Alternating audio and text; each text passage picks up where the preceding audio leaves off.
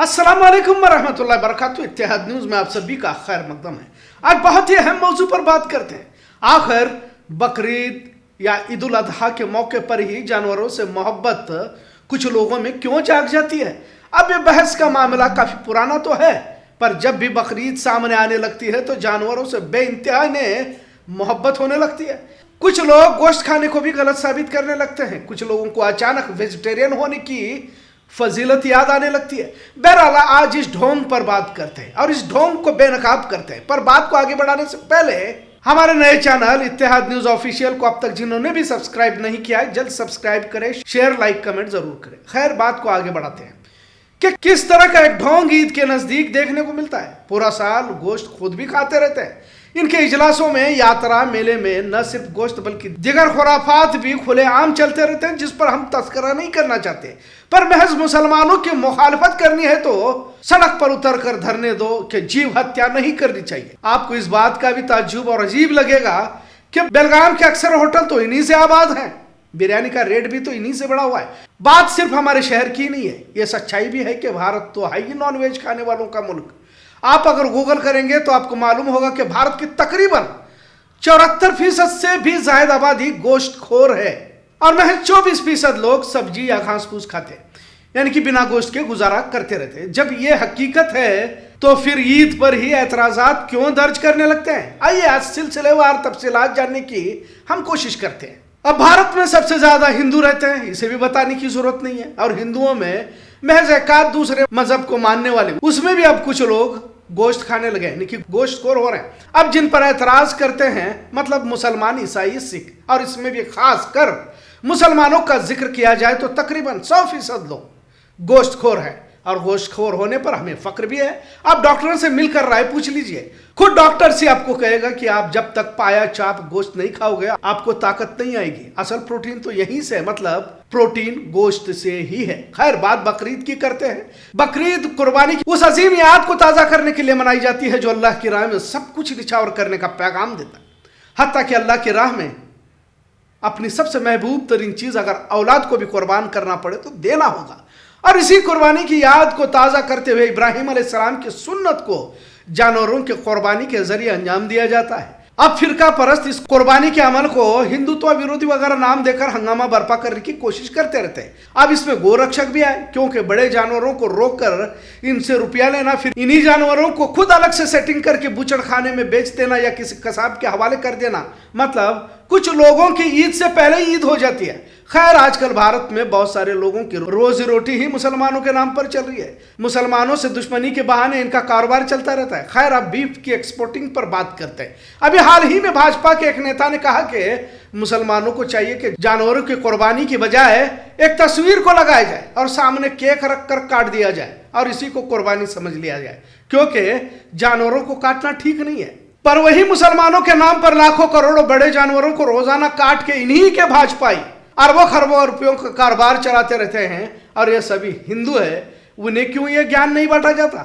वैसे तो बहुत सारी कंपनियां हैं, पर कुछ का नाम यहां बताना जरूरी समझूंगा। आपने भी कहीं तो सुना होगा, लेकिन एक बार फिर आपको बता देता हूं कि ये वो कंपनियां कौन सी। अल कबीर के नाम से बड़ी बीफ कंपनी है, अक्सर आपने भी इसका नाम सुना होगा। इसके मालिक का नाम है सतीश सबरवाल।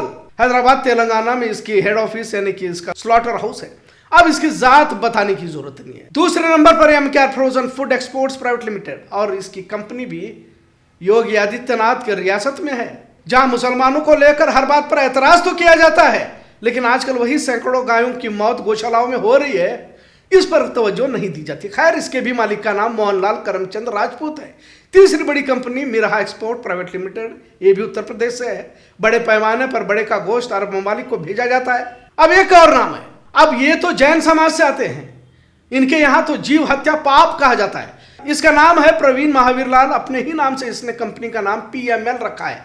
इसका बड़ा बीफ एक्सपोर्ट यूनिट महाराष्ट्र में है। रमेश जुनेजा, इसने तो बाकायदा हलाल सर्टिफाइड होने का टप्पा भी अपने उस गोश्त के पैकेट पे लगा दिया। इसकी भी कंपनी यूपी में है और भी नाम है, पर कौन असल कारोबार के जरिए खरबों कमा रहा है और बदनाम बेचारा मुसलमान हो जाता है। खैर, बात को और आगे बढ़ाएंगे, क्योंकि बहुत सारे लोगों के जज्बात बकरीद पर मजरूह हो जाते हैं। कईयों की आस्था तो बकरीद के मौके पर इनकी आस्थाओं को ठेस लग जाता है।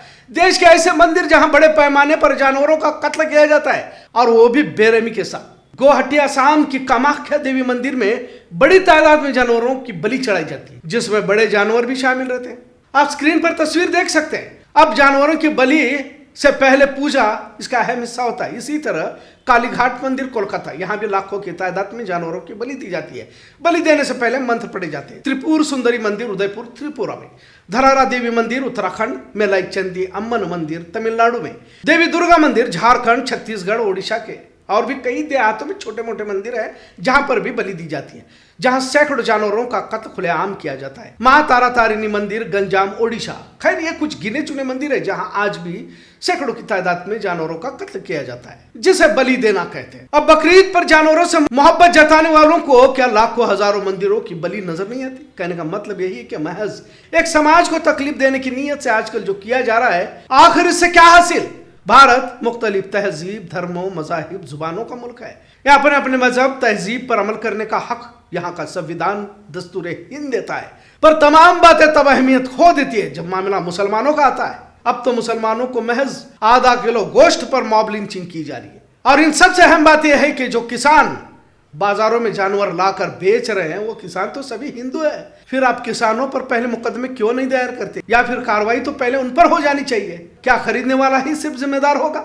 लिहाजा जानवरों से मोहब्बत और इंसानों से दुश्मनी सिर्फ धर्म की बुनियाद पर की जा रही है, जिसका असर देश के अलग अलग हिस्सों में देखने को मिल रहा है। उन तमाम फर्जी गोरक्षकों से यही गुजारिश के फर्जी गोरक्षक बनकर जो कारोबार आपने शुरू किया हुआ है इसे रोके, क्योंकि इससे देश का भला नहीं होने वाला। गाड़ियों से जानवर उतार कर थानों में ले जाया जाता है, फिर उन्हीं को दूसरी बार भेज दिया जाता है। धर्म की आड़ में तो धंधा चलाया जा रहा है, लेकिन देश की एकता अखंडता के लिए ये तमाम बातें नुकसानदेह है। सिर्फ मुसलमानों को निशाना बनाना और बाकी अपनी मनमानी करना, जानवरों को बेचने से लेकर बीफ एक्सपोर्ट और आस्था के नाम पर बलि भी मुल्क का अक्सरियत तबका देता रहता है, और ज्ञान सिर्फ मुसलमानों को बांटा जाता है। मतलब कांच के घरों में बैठकर दूसरों के घरों पर पत्थर फेंकने के बराबर। बकरीद के मौके पर जानवरों से मोहब्बत करने वालों को बेनकाब करने वाला यह मौजू कैसा लगा, इस पर जरूर कमेंट करें। इत्तेहाद न्यूज़ देखने के लिए शुक्रिया। अल्लाह हाफिज।